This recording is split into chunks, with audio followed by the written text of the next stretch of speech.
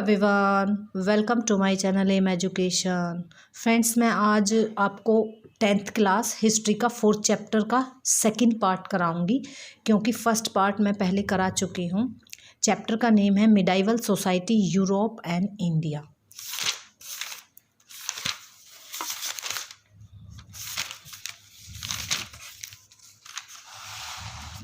तो चलिए फ्रेंड्स, हम शुरू करते हैं अपना चैप्टर। हमारा फर्स्ट क्वेश्चन है what was the condition of women in medieval India? Discuss any 3 evils responsible for their pathetic condition in the society. Medieval India में औरतों की कैसी स्थिति थी? Discuss any 3 evils responsible for their pathetic condition. उनकी समाज में इतनी बेकार दशा थी, दुर्दशा थी, उनके कोई 3 कारण बताइए किस वजह से हमारे भारत में स्त्रियों की इस तरह की दशा थी। आंसर है the condition of women in post medieval India was very bad. Post medieval जो बाद का जो मिडाइवल पीरियड होता है उसे बोलते हैं। इसमें जो भारतीय स्त्रियों की जो स्थिति थी वो बहुत ही ख़राब थी in both Muslim and Hindu society में भी, हिंदू समाज में भी और मुस्लिम समाज में भी। She was considered a maid servant of a man. उन्हें एक पुरुष की, स्त्री को एक पुरुष की मेड सर्वेंट समझा जाता था, एक नौकरानी समझा जाता था। No attention was paid to her education. उनकी पढ़ाई पर कोई ध्यान नहीं दिया जाता था। Only a few women of the upper classes could get education. केवल कुछ ही जो उच्च परिवार से संबंध रखती थी वही स्त्री पढ़ती थी, उन्हें ही शिक्षा दी जाती थी। दैट टू रिलीजियस एजुकेशन, और उन्हें धार्मिक शिक्षा भी दी जाती थी जो बड़े घर से संबंध रखती थी। इविल्स, जो बुराइयां थी वो क्या क्या थी? The condition of women was pathetic due to the evil like child marriage, sati and marriage in the 4 walls of the and purdah system. 3 बहुत बड़े कारण थे जिनकी वजह से हमारे समाज में जो औरतों की स्थिति थी वो बहुत ही ख़राब थी, जिनमें कि सबसे पहले है चाइल्ड मैरिज, उन्हें बचपन में ही उनकी शादी कर दी जाती थी, और दूसरा है सती प्रथा, और तीसरा है पर्दा सिस्टम। ये इन तीनों ने हमारे भारत में, हमारे समाज में जो स्त्रियों की हालत थी वो बहुत ख़राब कर दी थी। नंबर फर्स्ट है child marriage. Girls were married in their childhood. लड़कियों की बचपन में ही, बालकपन में ही उनकी शादी कर दी जाती थी। इसीलिए use to spend whole life after marriage in the 4 walls of the house. इसीलिए उन शादी के बाद उन्हें अपना पूरा जीवन उन चारों घर की 4 दीवारी के अंदर ही व्यतीत करना पड़ता था। सेकंड है सती सिस्टम, जो सती प्रथा था वो system. The practice of Sati was prevalent in the Hindu society. हमारे हिंदू सोसाइटी में था ये। इन द मिडाइवल पीरियड में सती का जो सिस्टम था, the women of the ruling class followed there evil practice. जो वीमेन थी रूलिंग की, और रूलिंग जो शासक वर्ग और शासित वर्ग जो था वो इनमें ईविल बुराइयां छाई हुई थी। जैसे कि जोहर प्रथा चली हुई थी, was prevalent in India during this period. इस पीरियड में जो जोहर की जो प्रथा थी वो बहुत चली हुई थी। Because of this practice women were burn. इस प्रथा के दौरान जो वीमेन होती थी, जो औरतें होती थी, वो अपने आप को जला लेती थी, जिंदे को ही जला लेती थी, और they themselves jumped into the fire to protect their own. और वो जिंदी ही फायर में कूद जाती थी, जोहर कर लेती थी अपने सम्मान को बचाने के लिए। नंबर 3 जो है वो है purdah system. Women were kept in veils. औरतों को पर्दे में रखा जाता था। दैट इज़ वाई, यही कारण है कि they were kept in the boundary wall of the house. यही कारण है कि उन्हें घर की 4 दीवारी के अंदर ही रहना पड़ता था। Even the women of the ruling class also lived in the veils. और जो शासक वर्ग होता था उनकी भी स्त्री जो होती थी वो भी पर्दे में रहती थी। On the country some ruling women gave up the system of पर्दा। लेकिन कुछ शासक जो वर्ग थे उनकी स्त्रियों ने पर्दा सिस्टम को त्याग दिया था। द नेम ऑफ ऐसे ही कुछ हमारे पास उदाहरण हैं, जैसे कि रजिया सुल्तान थी जो मुस्लिम एक पहली शासिका थी, Razia Sultan. And Mirabai can be taken in this. Mirabai ने और रजिया सुल्तान ने पर्दा प्रथा को त्याग दिया था, वो पर्दा नहीं करती थी। रजिया सुल्तान एबोलिस्ड द पर्दा सिस्टम। रजिया सुल्तान ने इस पर बैन लगा दिया था पर्दा सिस्टम पर। And realised and the throne of Delhi Sultanate, और वो दिल्ली की गद्दी पर बैठ गई थी। Mirabai dedicate her life to devotion to God, और ऐसे ही मीराबाई ने जो अपना पूरा जीवन था वो समर्पित कर दिया था गॉड के लिए, कृष्ण के लिए। फ्रेंड्स, सेकंड क्वेश्चन है, give a brief account of medieval workmanship. It means craftsman, जो काश्तकार होते थे, जो हाथों से कोई भी क्राफ्ट बनाते थे, उनकी कैसी स्थिति थी मिडाइवल पीरियड में। There was a separate class of artisan. Artisan का मीन्स होता है फ्रेंड्स कारीगर। अलग वर्ग था उनका एक, जो कारीगर होते थे मिडाइवल भारत में। They use to do each of the work efficiently, और उनका जो काम था वो अलग अलग बटा हुआ था। नंबर 1 है, there were a large number of artisan for the construction of the building. बहुत सारे कारीगर ऐसे थे जो कि बिल्डिंग का कंस्ट्रक्शन करते थे, बिल्डिंगों को बनाते थे, निर्माण करते थे उनका। There were a large number of artisans for the construction of the building. They used to build buildings with the help of laborers. वो बिल्डिंग बनाया करते थे मजदूरों की सहायता से, लेबर की सहायता से। Thus they had separate class, इसीलिए उनके वर्ग को सेपरेट कर दिया गया था, उनके वर्ग को सेपरेट कर दिया गया था। नंबर 2 है, there was a community of skilled craftsman for the paper industry. और एक जो कम्युनिटी थी, जैसे कि कौशल, उन्हें हाथ की कोई उन्हें कला आती थी, हाथ से कुछ बनाना आता था। फॉर द पेपर इंडस्ट्री, कागज़ के उद्योग में वो काम करते थे। They use to do only work related to the paper industry, बस वे पेपर से रिलेटेड ही वर्क किया करते थे। रूलर, नंबर 3 है, rural artisan mainly work in their home. और जो बेचारे ग्रामीण कारीगर होते थे वो मुख्य रूप से अपने घरों में ही काम करते थे। These craftsman can be mainly divided into 2 part, और उनका जो काम था मेनली 2 भागों में डिवाइड था। नंबर 1 है, this class consist of rural artisan who worked only for a few month. ये ऐसे कारीगर होते थे जो कि कुछ महीनों के ही लिए, एक साल में कुछ महीने ही काम कर पाते थे। These include telis, jaggery making and indigo making. नील बनाना, गुड़ बनाना, इन सब कामों को ये करते थे। नंबर बी है इसमें, प्रोफेशनल आर्टिशियन, जो व्यवसायी कारीगर होते थे, had their own separate class, उनकी अपना एक अलग वर्ग था। By giving them the merchant raw material, जो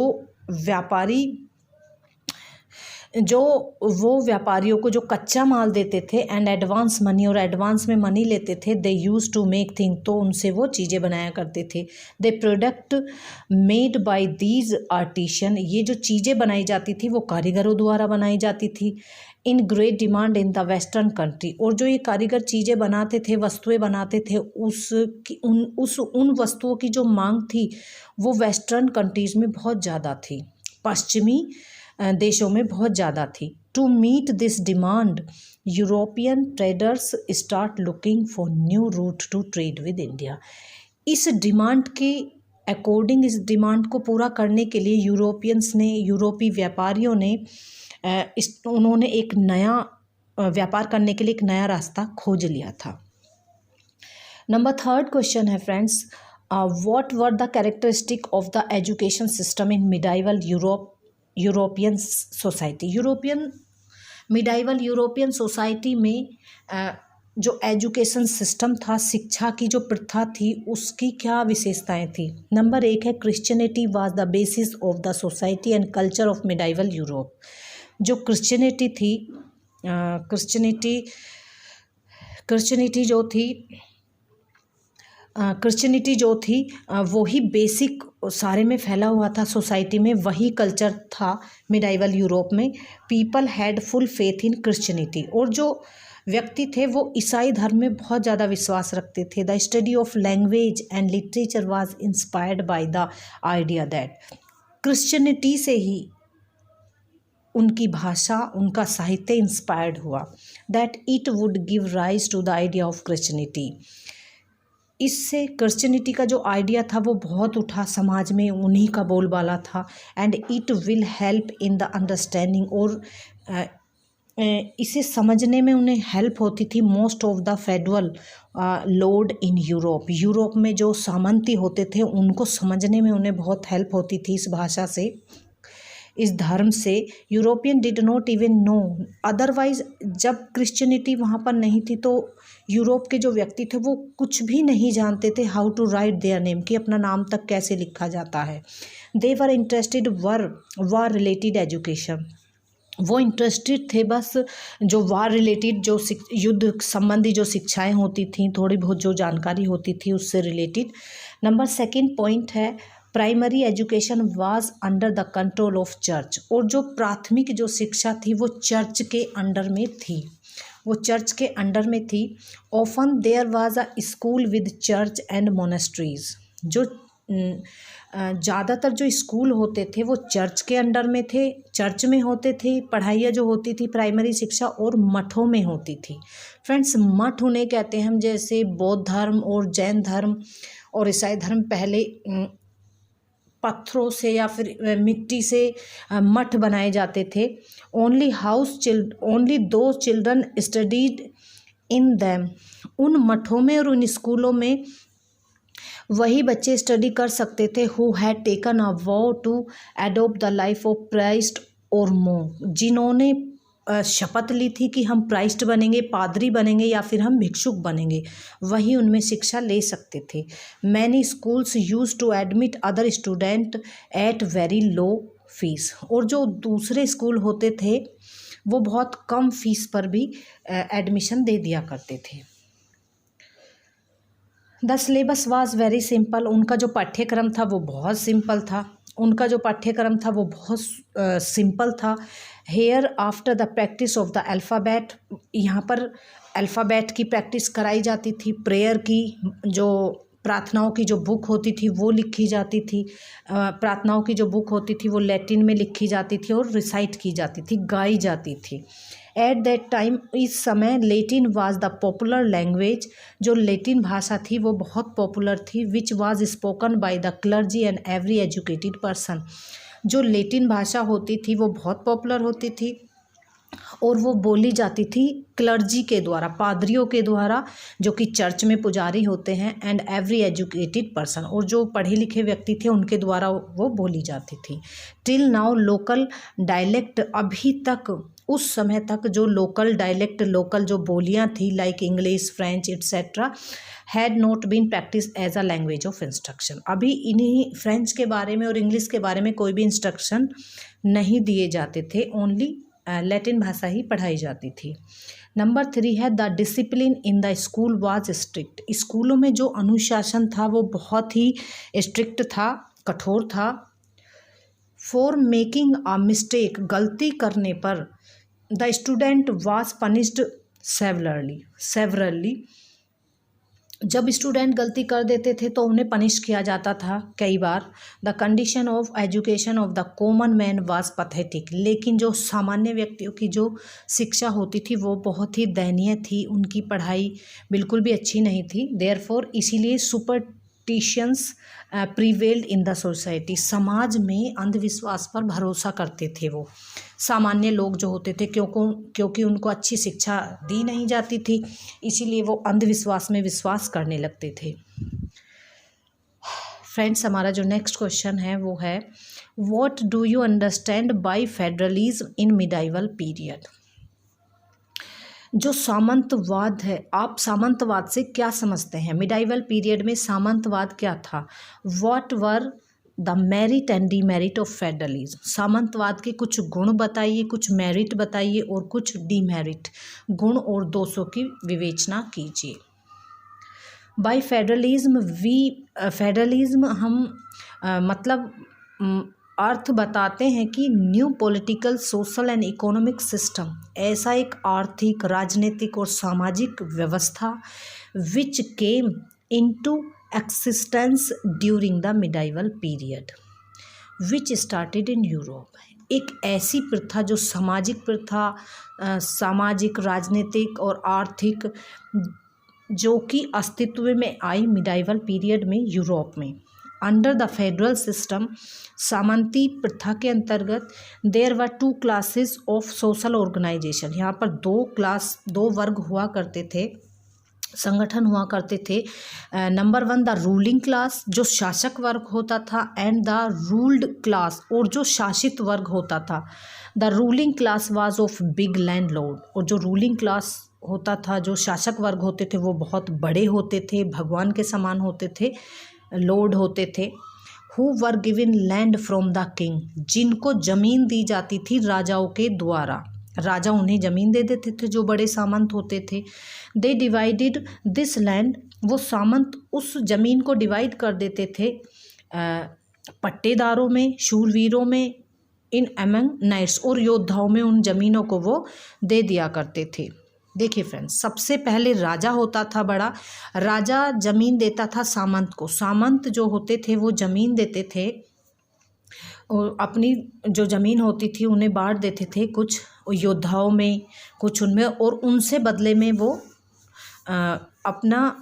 उन्हें भी कुछ देते थे बदले में अपना काम करवाने के लिए, जिसकी देखभाल वो व्यक्ति करते थे। दस इस प्रकार से द आर्ल, जो लॉर्ड हुआ करते थे, बैरन, जो शूरवीर या फिर योद्धा होते थे, वर इन द रूलिंग क्लास, वो शासक वर्ग होते थे। The peasant and the slave, peasant came in the rule class, और जो स्लेव, जो गुलाम किसान होते थे, जो दूसरों की ज़मीन पर काम करते थे, और किसान जिनकी थोड़ी बहुत अपनी ज़मीन होती थी, वो रूल्ड क्लास में आते थे, वो शासित वर्ग में आते थे।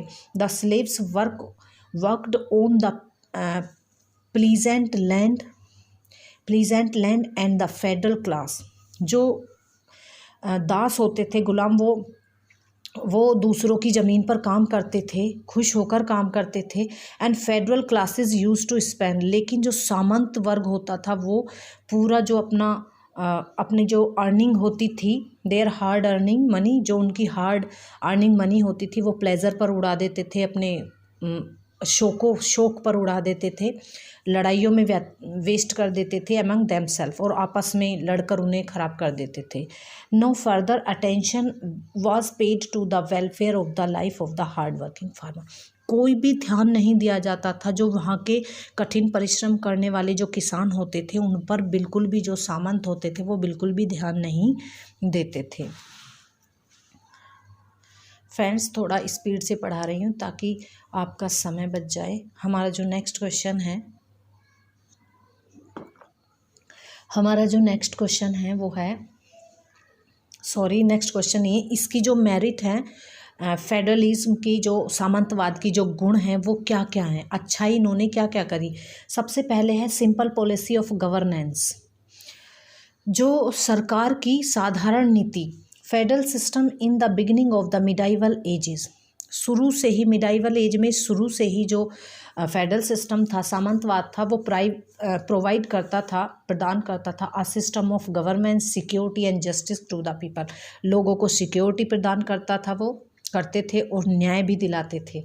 इन द मिडल एज, लेकिन मध्य एज में Europe continued to rule in the manner for about 1000, इसी प्रथा को मिडल एज तक, हजारों साल तक यही प्रथा वहाँ पर चलती रही। नंबर जो सेकंड है, इसकी जो क्वालिटी है वो है क्रिएशन ऑफ मोरालिटी, नैतिकता का उदय होना, नैतिकता का जन्म होना या फिर नैतिकता का आना। The practice created morality among the people, इन दिनों में जब सामंतवाद था तो व्यक्तियों में मोरालिटी, नैतिकता की शुरुआत हो चुकी थी। पीपल स्टार्टेड बिलीविंग, विश्वास करने लग गए थे लोग, that they have few rights, वो इस बात पर विश्वास करने लग गए थे कि उनके पास कुछ अधिकार हैं और उनके कुछ कर्तव्य हैं। नंबर जो थर्ड है वो है प्रोटेक्शन ऑफ वीक पीपल, कमज़ोर व्यक्तियों की सुरक्षा करना, प्रोटेक्शन करना। One of the advantage of the federal system, जो सामंतवाद का एक जो हम गुण कह सकते हैं, वो कह सकते हैं, मेरिट कह सकते हैं, वो है एडवांटेज। वो federal system was that this practice meet the needs of the time. ज़रूरत पर काम आते थे ये कमज़ोर व्यक्तियों के, जो वीक होते थे। When the people of Europe were afraid of invaders, जब यूरोप के व्यक्ति आक्रमणकारियों से डरने लगे थे, फ्रॉम ऑल अराउंड, चारों तरफ से, देन एट दैट टाइम, उसी समय the federal system protect the common people from the internal and external dangers, बाहरी और आंतरिक खतरों से सामंती ने बचाने लगे थे। The federal lords use to lay down their lives for their subject, जो सामंत होते थे, सामंती लॉर्ड होते थे, वो अपनी जो जीवन था वो अपनी प्रजा के लिए व्यतीत करने लगे थे, मतलब सारी उनकी प्रजा की भलाई के लिए वो करने लगे थे। नेक्स्ट जो हेडिंग है हमारा वो है कंट्रोल ओवर द किंग, पूरा जो कंट्रोल था वो राजा का था। One of the advantage of this practice was that the king could not be autocratic, जब सामंत आ गए तो पूरा जो कंट्रोल था वो राजा के ऊपर नहीं आया, क्योंकि सामंत की भी कुछ पावर थी और कुछ राजा की भी थी, तो जो सारा निरंकुशवाद नहीं हुआ, राजा वहाँ का निरंकुशवाद नहीं हुआ, क्योंकि सामंतों पर भी पावर थी और राजाओं पर भी, तो राजा निरंकुश नहीं थे। He was always afraid of the feudatories, वो राजा जो होते थे वो सामंत से डरते थे वो। He did not have his own standing army, उनकी अपनी परमानेंट कोई आर्मी नहीं थी राजाओं की। The federal lords use to provide him, जो सामंती होते थे, सामंतवाद जो होता था वही उनको सेना देकर सपोर्ट करता था। इसीलिए the king could not exploited the people, इसीलिए राजा जनता का शोषण नहीं कर सकता था। नेक्स्ट है पीस कीपिंग, शांति बनाए रखते थे वहाँ पर। This was the best way to establish peace due to the lack of means of, ये जो प्रथा थी, सामंतवाद की जो प्रथा चली वहाँ पर, उससे लोगों में शांति बनी रहती थी। मीन्स ऑफ ट्रांसपोर्ट, क्योंकि वहाँ पर मीन्स ऑफ ट्रांसपोर्ट की कमी थी, इसलिए वहाँ पर शांति बनी रहती थी। नेक्स्ट जो हमारा हेडिंग है वो है free from maintaining the army, army की पूरी व्यवस्था से वो फ्री थे। The king was not required to keep his army, राजा को अपनी आर्मी रखने की आवश्यकता नहीं थी। He use to get military support from the federal lords, वो आर्मी रखता था, क्योंकि जो सामंत होते थे वही उनकी आर्मी दे देते थे और उनकी हेल्प कर देते थे। फ्रेंड्स, ये तो हमारी मेरिट्स हुई हैं। अब हम कुछ सामंतवाद की जो डीमेरिट्स होती हैं वो हम पढ़ेंगे। डीमेरिट्स ऑफ फेडरलिज्म, सामंतवाद की डीमेरिट्स, दोष। Loss of national unity, the common people became loyal to their federal, जो राष्ट्रीय एकता थी उसका ह्रास होना, उसका लॉस होना। The common people became loyal to their federal lord, जो सामान्य व्यक्ति थे वो राजा को नहीं इतना पसंद करते थे, वो सामंतियों को पसंद करते थे, क्योंकि वही उनकी हेल्प किया करते थे। They was nothing called nation for them, वो अपने देश के लिए कुछ भी नहीं करते थे। Rather their territory was like a state, उनका जो क्षेत्र था वो भी एक राज्य की तरह था। एज अ रिजल्ट, इसका क्या परिणाम हुआ? There was a loss of national unity, इसका ये परिणाम हुआ लोगों ने अपने देश की एकता के लिए देश को बिल्कुल छोड़ ही दिया था, याद करना। नंबर सेकंड है एनार्की, अराजकता। The feudatories had their own private army, जो सामंती थे उनकी अपनी निजी आर्मी हुआ करती थी। There often quarrelled with each other, वो आपस में ही लड़ने लग जाया करते थे। An atmosphere of anarchy had spread all over the Europe, पूरे यूरोप में अराजकता का माहौल फैल गया। अराजकता मीन्स होता है लड़ाइयाँ करना, बहुत समाज को बेकार कर देना, हम कह सकते हैं। नेक्स्ट हेडिंग है lack of uniformity in army, army में एकता की कमी। Soldiers were not given the same training, soldiers को सेम ट्रेनिंग सेम प्रशिक्षण नहीं दिया जाता था। Different areas of the state के जो अलग अलग एरिया होते थे उनमें वहाँ के जो सोल्जर होते थे, सैनिक, उनको एक जैसा प्रशिक्षण नहीं दिया जाता था। Their ideals and characters also different, उनके आइडियल अलग होते थे और उनके कैरेक्टर्स अलग होते थे। The French army was defeated by the British,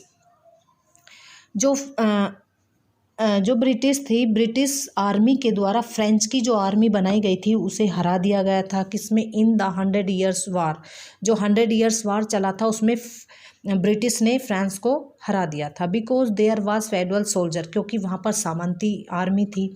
in that army, उस आर्मी में सामंती सेना थी, क्योंकि जो कि अलग अलग प्रशिक्षित की गई थी, इसीलिए वो नहीं टिक पाई और हार का सामना करना पड़ा। नेक्स्ट जो हमारा हेडिंग है वो है differences in the judicial system, न्यायिक प्रणाली में अंतर। The federal lord was the chief justice of his jagir, जो सामंत लॉर्ड होते थे, जमींदार होते थे, वो अपनी जागीर के स्वयं वो जस्टिस होते थे। Every federal lord use to administer justice according to his wish, अपनी इच्छा के अनुसार ही वो कुछ भी प्रशासन चला लेते थे।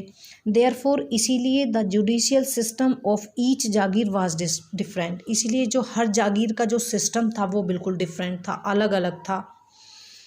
नंबर 3 है decline of art and literature. सामंतवाद में जो सामंत काल था, साम्यवाद जो काल था, उसमें लिटरेचर का ह्रास हुआ बहुत, आर्ट का बहुत ह्रास हुआ, लोगों ने ध्यान नहीं दिया। Due to being involve in mutual wars, क्योंकि ज़्यादातर जो व्यक्ति थे वो वार में सम्मिलित हो गए थे, युद्ध में जाने लगे थे। The federal people were busy in agriculture, और जो सामंती थे वो कृषि में बिजी हो गए थे, ट्रेड व्यापार में बिजी हो गए थे। Art and other things they could not give due to attention to the development of literature, उन्होंने कोई भी साहित्य के क्षेत्र में विकास नहीं किया था। सो इसीलिए all of these went downhill, इसीलिए सब इनको पतन आ गया, साहित्य में बिल्कुल भी विकास नहीं हो पाया था सामंत्य काल में। नेक्स्ट जो है वो है heading plight of the farmers, किसानों की दुर्दशा। Due to this practice the farmers were in a bad shape. इस पीरियड में जो किसान थे उनकी जो दुर्दशा थी वो बहुत बुरी हो गई थी। बेगार वाज टेकन फ्रॉम देम, उनसे बेगारी का काम लिया जाता था। फ्रेंड्स, बेगारी हम जो कहते हैं वो है जैसे कोई सामंती किसी किसान से काम करा रहा है, वो 2 साल 3 साल फ्री में ही काम कराता था, उसे पैसे नहीं दिए जाते थे, उसको हम बेगार कह सकते हैं।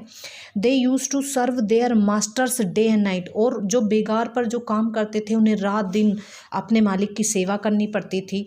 Even though they did not get enough food, और उन्हें फिर भी खाने तक के लिए खाना नहीं मिलता था। नेक्स्ट है डिक्लाइन इन मोरलिटी, नैतिकता का पतन। The power of the feudatories increased due to the weakness of the king, जो सामंतवाद जो उभर कर आया वो राजा की कमजोरियों की वजह से, क्योंकि राजा इतना पावरफुल नहीं था। दे बिकम लग्जरियंट, सामंती जो थे वो और शान शौकत का जीवन जीने लगे। In order to fulfil their desire, और अपनी इच्छाओं, उनकी इच्छाएं बढ़ती चली गई, उनको पूरा करने के लिए they started community many type of autocracies on the people, उन्होंने लोगों को समूह में बांटना शुरू कर दिया। As a result their moral standard drop, उनका क्या रिज़ल्ट हुआ कि उनका जो मोरल वो था वो डिक्लाइन हो गया। फ्रेंड्स, हमारा नेक्स्ट एंड लास्ट क्वेश्चन है what were the reason for the decline of federalism, इसका पतन कैसे हुआ। सामंतवाद का इतने चरमोत्कर्ष पर था ये, तो इसका पतन किस तरह से हुआ।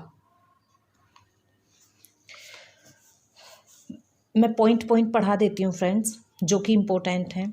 नंबर 1 है towards the end of the middle age, मध्य जब युग आया, मध्य मिडल एज आई जब, rule fell into the hand of powerful emperors. सामंतवाद धीरे धीरे पतन की तरफ जाने लगा, क्योंकि जो पावरफुल एम्परर्स थे, शासक थे, सत्ता उनके हाथों में आने लगी थी। These emperors repress the power of federal, उन्होंने सामंतियों की जो शक्ति थी उसको रिप्रेस्ड कर दिया, दबा दिया उनको। द फीलिंग्स ऑफ, नंबर 2 है the feelings of nationalism develop among the people. राजा जो वहाँ पर आए, जो शासक वहाँ पर आए थे, उन्होंने लोगों के बीच राष्ट्रीयता को डेवलप किया। ऑन द अदर हैंड, जबकि दूसरी तरफ the king started paying attention to the welfare of the people. और जो राजा होते थे, राजा ने अपनी प्रजा के कल्याण के लिए काम करना शुरू किया, लोगों पर ध्यान देना शुरू किया। This caused great damage to the federal system. ये एक बहुत बड़ा कारण है कि सामंतवाद पतन की तरफ गया। नेक्स्ट जो है हमारा, due to the growth of trade, व्यापार की वृद्धि, व्यापार में वृद्धि हो रही थी। A new merchant class was born, और जो व्यापारिक वर्ग था उसकी वो बोर्न हो रहा था, उभर कर आ रहा था। They started paying many type of taxes to the king, वो बहुत सारे टैक्स जो होते थे वो राजा को पे करते थे, जो व्यापारी होते थे। Now the king was able to keep a standing army, अब राजा इतना योग्य हो गया था कि उसे सेना भी वो अपनी रखी उसने, स्टैंडिंग परमानेंट सेना भी रख ली थी। विद दिस मनी, इस जो उसे राजा को टैक्स मिलते थे, उस टैक्स से राजा ने अपने पास एक पावरफुल सेना भी तैयार कर ली थी। The standing armies suppressed the big feudalities, और जो राजा की सेना थी उसने सामंतवाद की जो सेना थी उसको दबा दिया, उसको कमज़ोर कर दिया। नंबर 3 है the war between England and France continue for a long time, और जो युद्ध था फ्रांस और इंग्लैंड के बीच वो लंबे समय तक चला। इन दीज वार, इन युद्धों में ग्रेट फेडरल लॉर्ड, जो बड़े बड़े सामंती थे वो मारे गए। And king took the Jagir in his hand, और राजा ने जो जागीर होती थी वो अपने हाथों में ले ली। नेक्स्ट नंबर है the jagirs of childless feudatories were also snatched by the king, जो सामंतवाद के कोई बच्चा नहीं था, जैसे कि उनका कोई उत्तराधिकारी नहीं था उनकी जागीर को लेने वाला, तो राजा ने सामंतों के हाथों से वो जागीर अपने हाथों में ले ली। Due to this feudalism got a big setback, जिस कारण सामंतवाद का पतन हुआ। नेक्स्ट है with the invention of the ammunition the power of the king increased greatly, गोला बारूद के इन्वेंशन की वजह से जो राजा की जो शक्ति थी वो तेज़ी से बढ़ने लगी। Now the king no longer need to depend on the feudalities, अब राजाओं को सामंत पर निर्भर होने की कोई आवश्यकता नहीं थी। नेक्स्ट जो है हमारा, some of the feudalities were killed due to their participation in the crest, और जो बहुत सारे सामंती थे वो अपने धर्म युद्ध में, अपने धर्म के लिए वो उन्होंने उसमें पार्टिसिपेट, भाग लेना शुरू कर दिया। And the power of the remaining feudatories was reduce, और जो बचे कुचे जो सामंती थे उनकी पावर रिड्यूस होती चली गई। द ट्रूथ इज़ दैट, सच्ची बात तो ये है कि many things like the rise of powerful king, बहुत सारी चीज़ें ऐसी हुई जिससे कि राजा की जो शक्ति थी वो पावरफुल होती चली गई। पीपल्स कॉरपोरेशन, व्यक्तियों ने कॉरपोरेशन करना शुरू किया, और धर्म युद्ध चलता रहा। डेवलप ऑफ ट्रेड, व्यापार में विकास हुआ। इन सभी के कारण brought feudalism to the door to decline, इन सभी कारणों की वजह से जो हमारा सामंतवाद था वो एक पतन की तरफ शुरू हो गया। फ्रेंड्स, वीडियो अगर आपको हेल्पफुल लगी हो तो वीडियो को लाइक और शेयर ज़रूर करें, और मेरे चैनल को सब्सक्राइब करें। Thank you for watching.